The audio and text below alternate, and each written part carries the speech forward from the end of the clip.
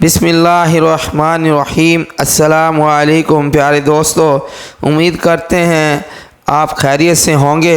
اللہ سے دعا ہے کہ جو کوئی پریشانی مصیبت آپ کے قریب بھی نہ آئے، اللہ سے دعا ہے کہ اللہ پاک آپ کی ہر پریشانی مصیبتیں دور فرمائے۔ حضرت سیدنا جعفر دینواری علیہ رحمۃ اللہ علیہ کا ایک بھائی ملک شام میں رہتا تھا۔ وہ کسی بھی بستی یا شہر میں ایک دن یا ایک رات سے زیادہ نہ ٹھہرتا۔ ایک مرتبہ وہ ایک گاؤں میں گیا تو بیمار ہو گیا۔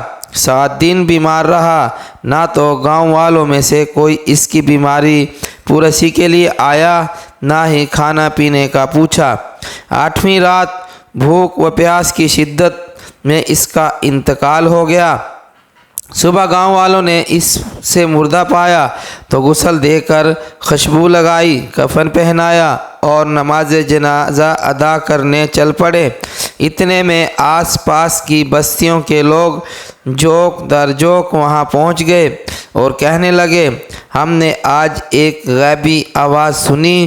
کوئی کہنے والا کہہ رہا تھا، تم میں سے جو کوئی اللہ عز و جل کے ولی کا جنازہ میں حاضر ہونا چاہے وہ فلاں بستی میں چلا جائے۔ بس وہی آواز سن کر ہم یہاں آئے ہیں۔ پھر سب نے نماز جنازہ ادا کی اور اس ولی کو دفنا کر اپنے گھروں کو لوٹ آئے۔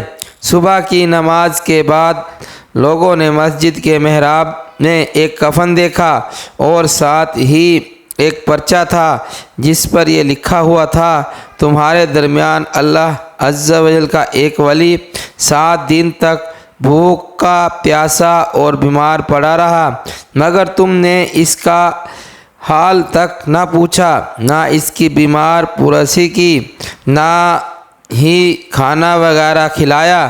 ہمیں تمہارے کفن کی کوئی حاجت نہیں، تمہارا کفن تمہیں واپس کیا جا رہا ہے۔ لوگوں نے یہ رکا پڑھا تو بہت شرمندہ ہوئے۔ پھر اپنے علاقے میں ایک عمدہ مکان بنا کر مہمانوں اور مسافروں کے لیے خاص کر دیا اور مہمان اور مسافروں کی خوب خاطر مدارات کرنے لگے۔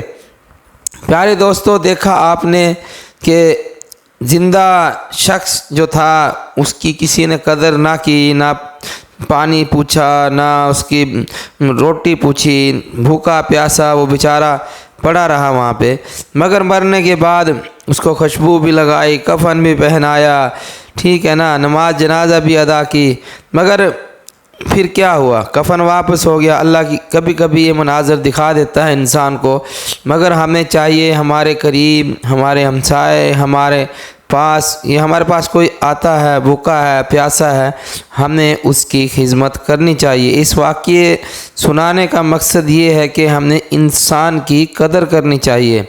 اللہ سے دعا ہے جو کچھ سنا ہے اس پہ عمل کرنے کی توفیق عطا فرمائے، آمین۔